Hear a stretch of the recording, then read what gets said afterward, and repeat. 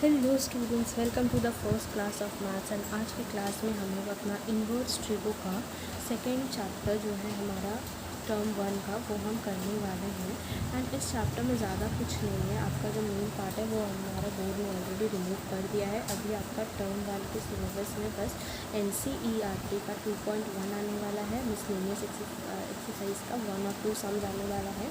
बस इतना ही है आपको। और पहले तो आपको प्रिंसिपल वैल्यू निकालना जानना होगा। प्रिंसिपल वैल्यू क्या होता है? ये प्रिंसिपल वैल्यू होता है रेंज का वैल्यू। रेंज यानी कि हमारा y का वैल्यू क्या होता है, उसको हम लोग प्रिंसिपल वैल्यू बोलते हैं। एंड डोमेन हमारा x का वैल्यू। ये सब प्रिंसिपल वैल्यू क्या हो गया, रेंज क्या हो गया, ये सब हम लोग रिलेशन फंक्शंस में देखेंगे। बट इन्वर्स ट्रिगो में उतना रिलेशन फंक्शन का कोई काम है नहीं, बस आपको y का वैल्यू और x का वैल्यू पता होने से ही चलेगा। आपको बस अपना निकालना है कि y की वैल्यू क्या होगी इन्वर्स ट्रिगोनोमेट्रिक फंक्शन की। अभी भी इन्वर्स ट्रिगोनोमेट्रिक क्या होता है, आपको जनरली क्वेश्चन प्रिंसिपल वैल्यूज़ में होता है। ओके, आपको एक फंक्शन दे देगा, उसका आपको प्रिंसिपल वैल्यू निकालना है। मैं एक जस्ट एग्जांपल लूँगी कि जैसे आपको 10 में 11 में आपको सिखाया जाता है कि साइन थीटा का वैल्यू कैसे निकालते हैं, कॉस थीटा का वैल्यू क्या निकालते हैं। कोई फंक्शन दे देगा, उसका साइन करो, उसका कॉस करो। अभी हमें उसका इन्वर्स करना है। ओके, इन्वर्स करने से मतलब क्या है कि उस फंक्शन का इन्वर्टेबल फंक्शंस जैसे होते हैं कि उसको हम लोग इन्वर्ट कर सकते हैं, हम रिलेशन फंक्शन में देखेंगे। उसका इन्वर्स निकालना है in terms of our trigonometric functions. तो ये सब बहुत इजी है। इसके लिए आपको एक मैं जड़ी बूटी दूँगी, आप बोल सकते हो जड़ी बूटी, गायत्री मंत्र जो भी। एंड इसका नाम है टेबल। अगर आपको ये टेबल लर्न हो गया, इसमें बस 6 कॉम्पोनेंट्स है जो कि आपका 6 ट्रिगो फंक्शंस होता है, वो सारे का इन्वर्स एंड उसका एक्स और वाई की वैल्यूज़ क्या होती है। अगर आपको ये पता होगा ना तो आपका ऐसे चुटकी में बनेगा ये चैप्टर। एंड इस चैप्टर में हार्डली आपका 1 से 2 क्लास में ख़त्म हो जाएगा, कुछ बड़ा है नहीं। तो लेट्स बिगिन। तो चलिए कुछ इस फॉर्मेट में आपका टेबल बनना चाहिए, ठीक है ना। इन्वर्स ट्रिगो फंक्शन आपको फर्स्ट में लिखना है, आपको डोमेन सेकंड में लिखना है, एंड जो कि एक्स का वैल्यू होता है, रेंज वाई लिखना है। सबसे पहला हमारा इन्वर्स ट्रिगो फंक्शन अगर आपको याद होगा तो वो था साइन थीटा। तो अब हम लोग साइन तो लिखेंगे, लेकिन क्या डालेंगे यहाँ पे, जल्दी बोलो बच्चों। Yes, very good, sign inverse theta. तो साइन इन्वर्स थीटा, या आप इन्वर्स थीटा नहीं लिख के इसको एक्स लिखो ना, तो आपको समझने में ईजी होगा। मतलब ये एक्स को यहाँ पे हम डाल रहे हैं, ये एक्स को हम यहाँ पे डाल रहे हैं, तो इसका हम लोग इन्वर्स करेंगे तो हमें क्या एक फंक्शन मिलेगा जो वाई हमारा होगा, ठीक है ना। ये हमारा बोलने का मतलब है। तो चलिए देखते हैं, अगर हम लोग साइन इन्वर्स एक्स लिखेंगे तो इसका डोमेन यानी एक्स का वैल्यू कहाँ से कहाँ तक होगा। जैसे आप साइन एक्स का वैल्यू हमारा ऐसे से ऐसे होता है, मतलब साइन हमारा साइन ऑफ कोई भी थीटा का वैल्यू -1 से 1 तक होता है। तो ये हमें पता है, ठीक है ना, साइन थीटा का। तो हमारा साइन इन्वर्स का भी वैल्यू हमारा कहाँ से कहाँ तक होगा, एक्स का वैल्यू -1 से लेके 1 तक होगा। ओके, -1 से लेके 1 तक होगा दीदी। यानी कि आपका जो साइन एक्स का वैल्यू है वो एक्स कहाँ से कहाँ तक लाई करेगा आपका, या तो -1 इक्वल टू -1 होगा, या 1 होगा, या उन दोनों के बीच में होगा। ये डैश का मतलब होता है इक्वल टू। ओके, एंड ये ग्रेटर दैन, ये तो आपको पता ही होगा, इतना बेसिक चीज़ है। ओके, तो let's start with range. Range क्या होगा, रेंज यानी हमारा वाई कहाँ से कहाँ तक लाई करेगा। वाई हमारा -π/2 यानी -90 से लेके π/2 तक लाई करेगा। ओके, तो ये थोड़ा मेमोराइजिंग का चीज़ है, बट एक बार आपको ये टेबल याद हो गया ना, आपका ट्रिगो एकदम फिसलेगा, हो गया ना। तो आपको एक ट्रिक बता दे रही हूँ कि देखो ये 1 है, आपको जनरली पता है कि साइन 90 हमारा 1 होता है, तो यहाँ पे साइन 90 है।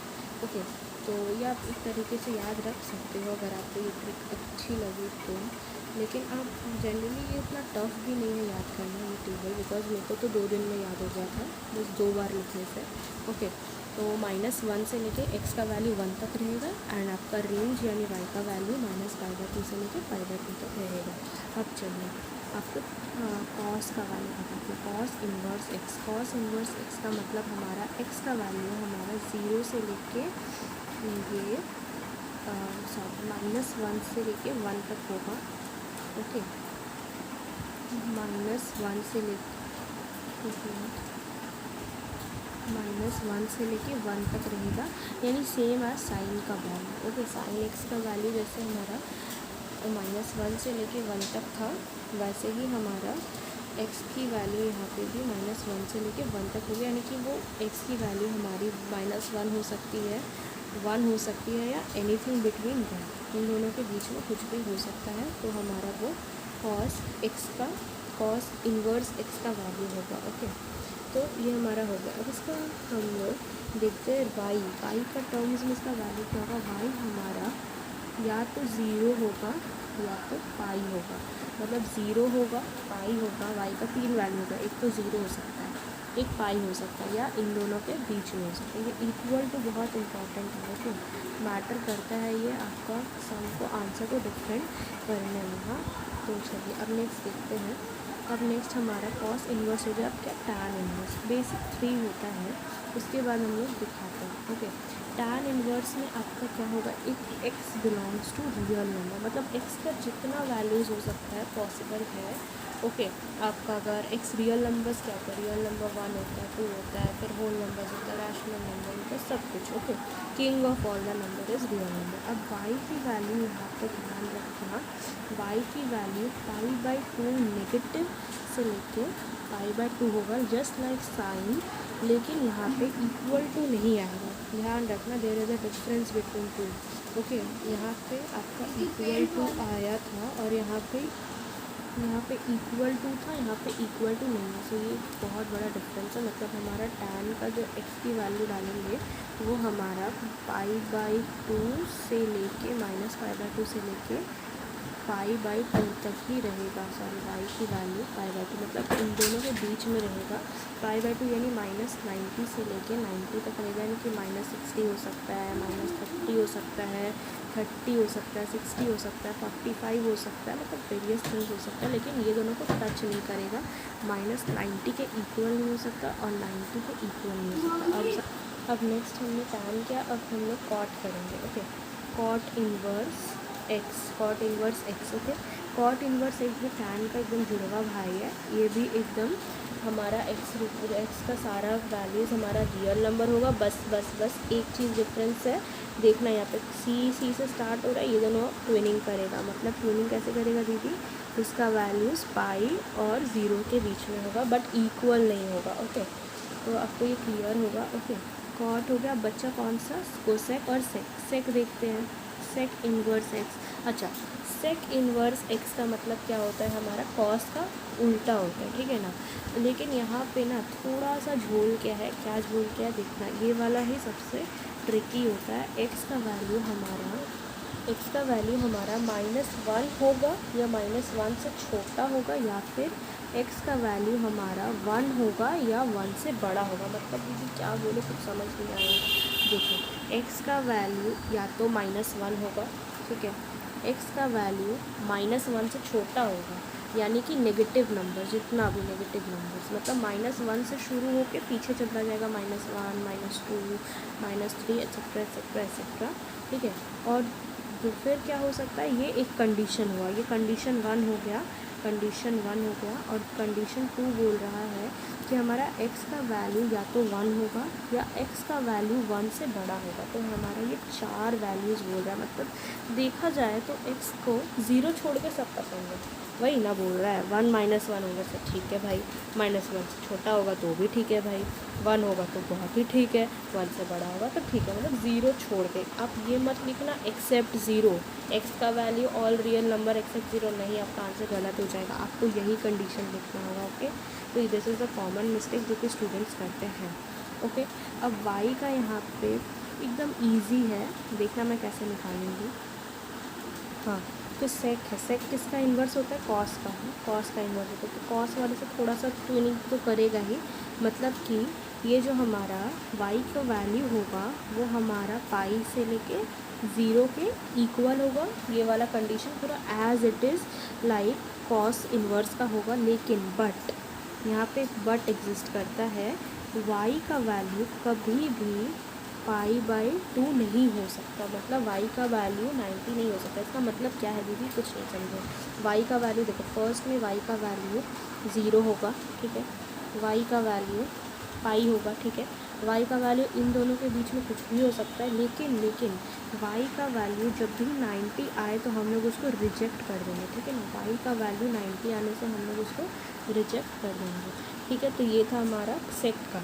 अब हमारा लास्ट कौन सा ट्रिगोनोमेट्रिक फंक्शन बच गया, कोसेक इन्वर्स एक्स। इसका भी हमारा ये वाला के जैसा सेम रहेगा, ठीक है ना। ये एज इट इज़ यहाँ पे भी कॉपी हो जाएगा, मतलब कि हमारा x जो है वो हमारा -1 और x का वैल्यू हमारा -1 से छोटा होगा या -1 होगा, x का वैल्यू -1 होगा या -1 से छोटा होगा, या x का वैल्यू 1 होगा या 1 से बड़ा होगा। और y में यहाँ पे थोड़ा सा चेंज आएगा, क्या आएगा मैं इधर लिखूँगी, हाँ कोसेक है तो साइन से कुछ ना कुछ ट्विनिंग करेगा सेम। कि दीदी यहाँ पे क्या होना चाहिए, मैं गेस करता हूँ, चलो करो। y का वैल्यू हमारा π/2 हो सकता है, उससे छोटा हो सकता है। y का वैल्यू -π/2 हो सकता है, उससे बड़ा हो सकता है।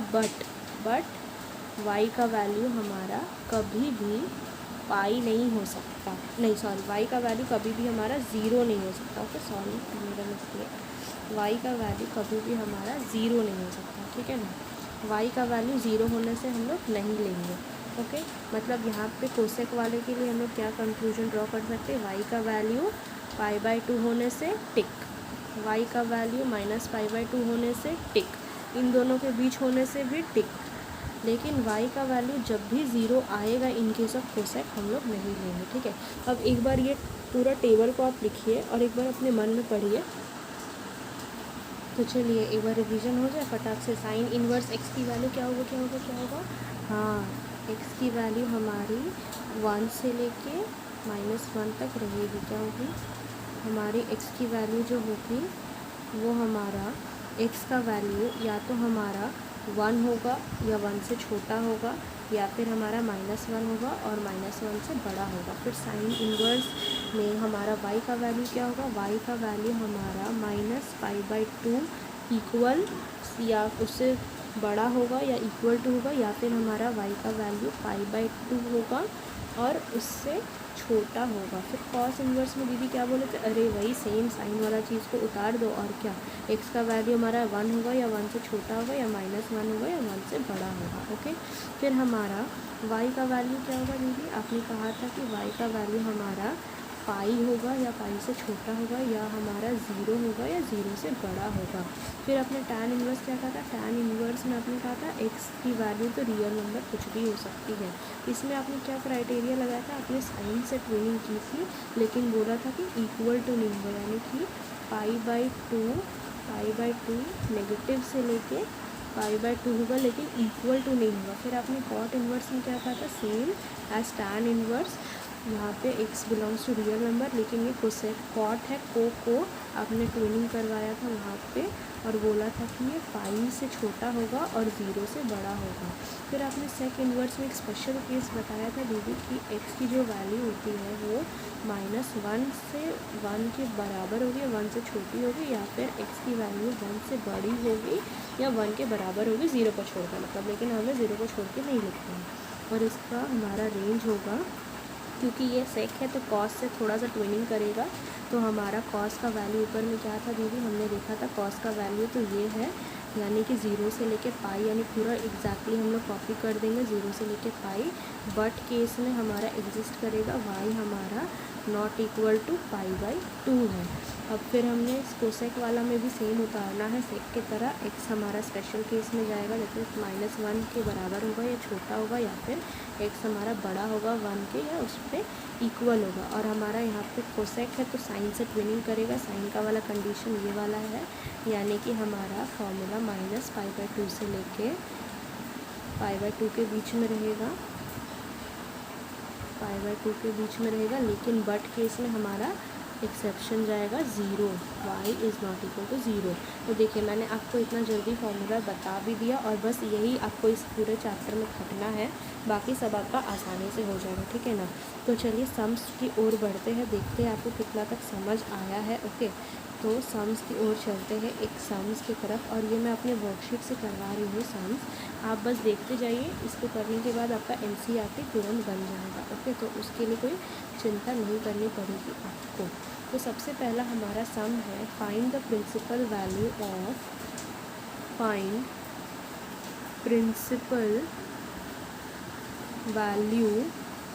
ऑफ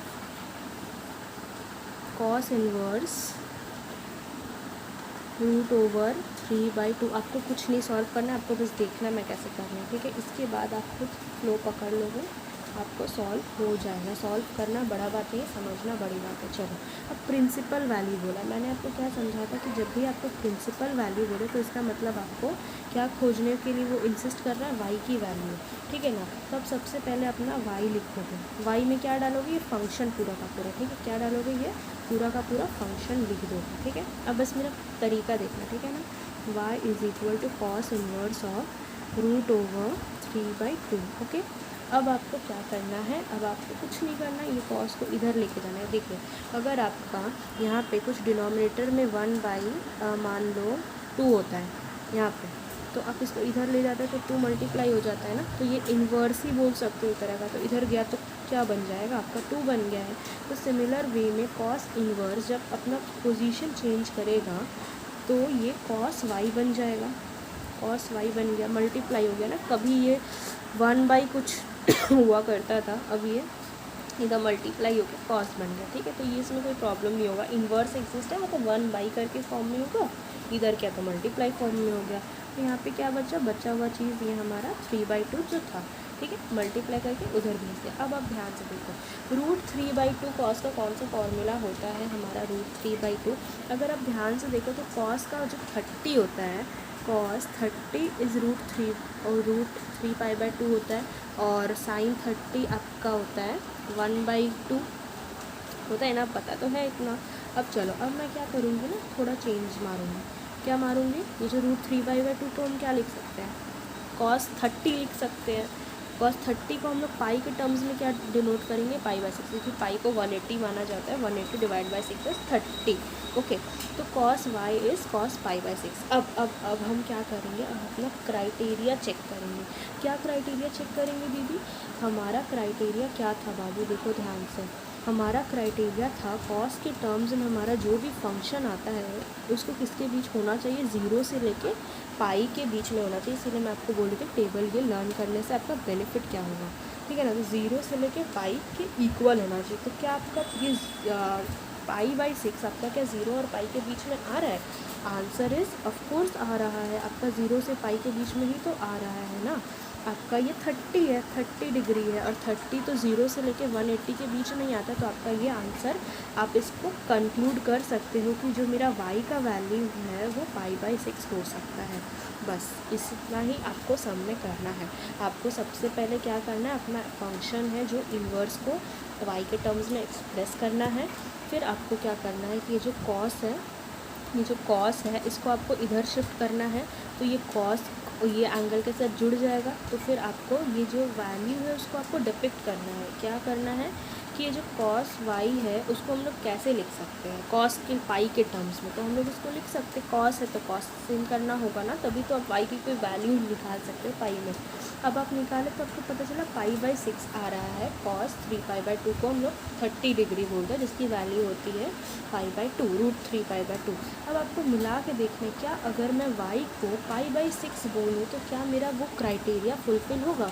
कौन सा क्राइटेरिया, ये वाला क्राइटेरिया, ठीक है, रेंज वाला। क्या मैं y की कोई आंसर को एक ऐसे कंक्लूजन में डालूँगा कि वो देखो y की वैल्यू है ना, y की वैल्यू है, तो y की वैल्यू यहाँ पे ये y है, देखो y की वैल्यू 0 से लेके पाई तक होनी चाहिए। तो ये अब तो समझ में आ ही गया होगा कैसे सम करना है, ठीक है ना।